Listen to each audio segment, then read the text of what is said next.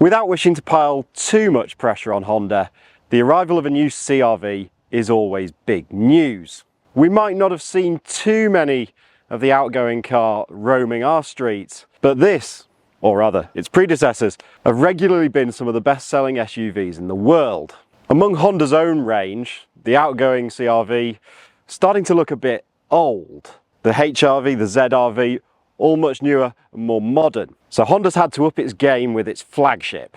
Clearly, they've made some big changes to the styling. It's a completely different car, more in keeping with the HR-V and the ZR-V that sit lower in the range. And they've made changes to the inside too, where arguably it was most needed.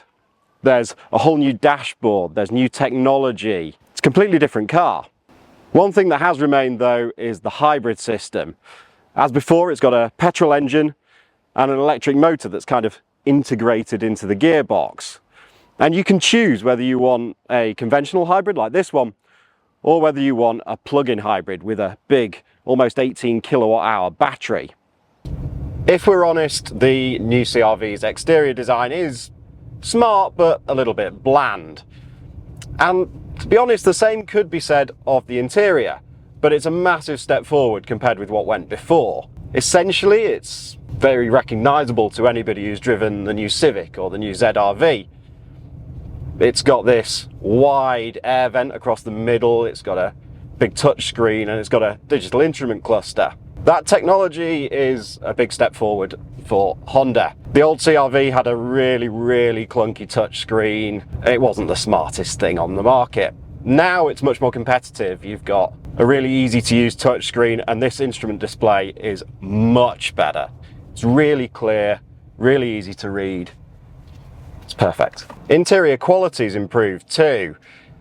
The old CR-V was solid enough, but this feels much more tactile. All the plastics feel nice and soft, and there's this can't believe it's not metal trim across the front. It's all much more competitive. Equally competitive is the space available inside. There's acres of room in the back, and you've got seats that have 8 different reclining settings if you really want to use those. There's a massive boot too, and oddly enough, because the plug-in hybrid model has its battery stored under the floor rather than under the boot, the plug-in hybrid actually has a bigger boot than the conventional hybrid. It doesn't always work that way. Either way though, you still get masses of space back there. You've got more than 600 litres if you go for the plug-in hybrid. And even this hybrid's got 500 and odd. It's more than you're ever going to need, really. Fold down the back seats and you get even more. Obviously, there is no option of 7 seats, which might put some people off and persuade you into a Skoda Kodiaq or something of that ilk. But for most of these SUVs of this sort of size, 7 seats is a bit of a gimmick. They're all right for kids, but sticking 7 adults in a Kodiaq isn't going to make them very happy for long distances. As before, Honda has stuck with hybrid power in the CR-V. There's no option of a diesel or a straight petrol engine. Instead, you get 2 variations on the same theme, really.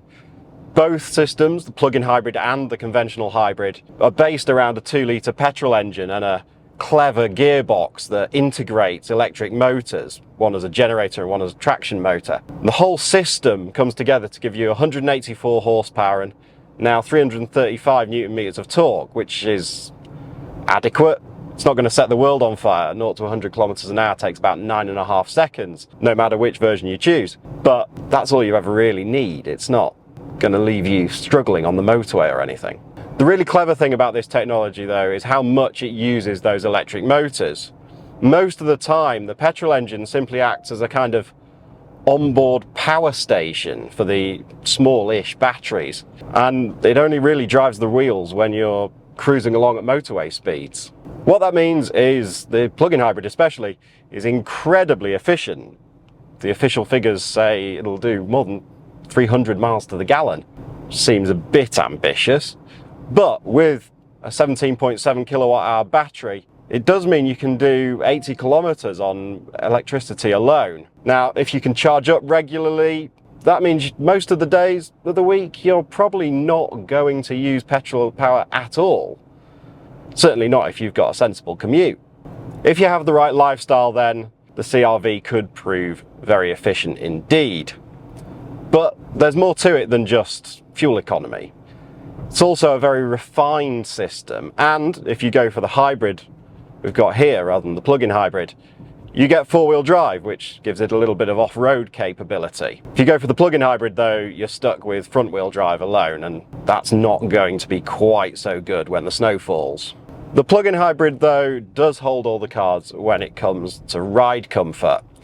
This hybrid version feels a little bit jiggly over these town centre bumps, and this is Portugal, the roads here aren't that bad. Get it over to our part of the world and it might prove a little bit firm. The plug-in hybrid though is much more settled.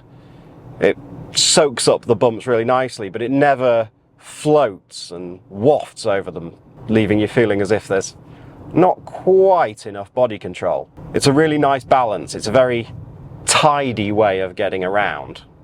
And it handles tidily too. The steering is a little bit heavier than you might expect, but it's really precise and there's plenty of grip. There is, as you'd expect with something quite soft, a bit of body roll, but it doesn't lurch from side to side. It rolls quite progressively and predictably. All makes it quite a nice thing to drive about in.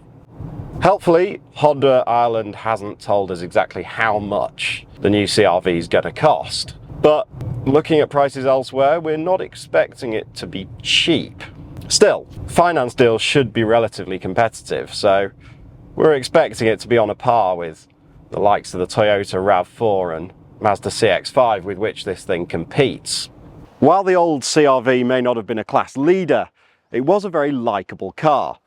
But this new model has managed to build on everything that made the old CR-V good and improve some of the things that maybe didn't. The result is something that is now a serious contender among the big family SUVs. It's comfortable, it's efficient, the interior is very pleasant, it's enormously spacious. This is going to tick a lot of boxes for a lot of customers.